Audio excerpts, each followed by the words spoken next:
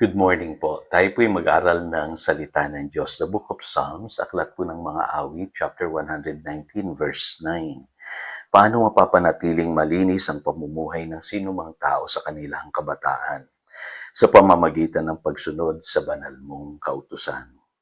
Your destiny. Conclusion po ito ng pag-aaral natin patungkol po sa kabataan. Kaya mga kabataan, pakinggan po ninyo itong isi-share ko. Ako po'y naniniwala na kayo po ang pag-asa ng ating bayan at ang Diyos din po naniniwala at may nihanda siya na magandang kinabukasan sa inyo. Kaya si Satanas, pipilitin niyang sirain ang inyong kinabukasan. Magpapadala siya ng maraming mga pagsubok, problema at maraming mga kabataan ngayon bumabagsak, nagkakamali, napapahamak.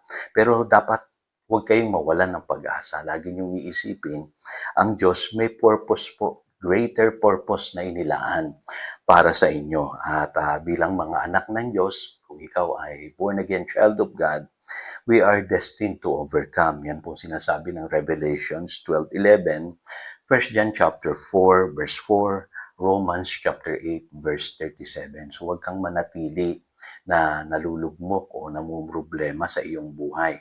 Lagi mong isipin na merong inihanda ang Diyos na magandang kinabukasan para sa iyo.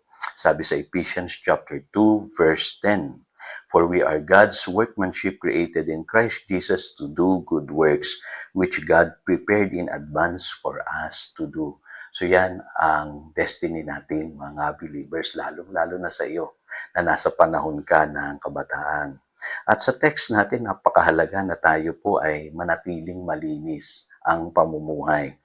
Lalo na kung ikaw kapatid ay nasa prime ng iyong kabataan, naririyan yung talagang maraming opportunities at naririyan din yung maraming tukso. Kaya itong Psalm 119 verse 9 para sa iyo ito eh.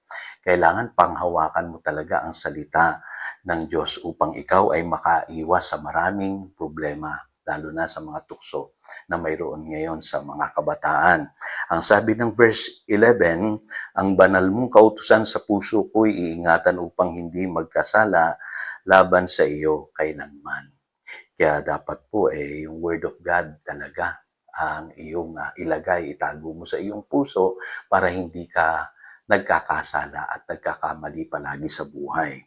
Ang prayer natin, yung sinasabi sa Psalm 119 verse 133, Direct my footsteps according to your word. Let no sin rule over me. Napakagandang panalangin, mga kabataan?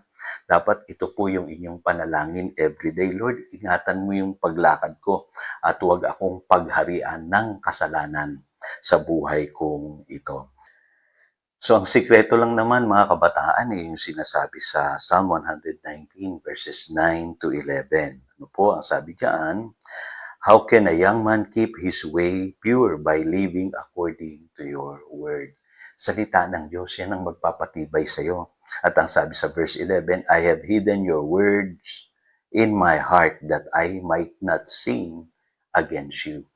Pangalawa, ako nakikita ko po, mahalaga na i-delight natin ang Lord sa lahat ng ating ginagawa. Ano po?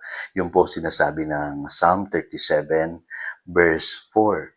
Delight yourself in the Lord and He will give you the desires of your heart. Huwag niyo uunahin yung mga desires ninyo kasi kadalasan ng mga desires na mayroon sa kabataan, yan yung mga desires of the flesh. Ano po, maraming kabataan na papahamak dahil po sa mga bagay na ginugusto natin, hinahangad natin sa mundong ito.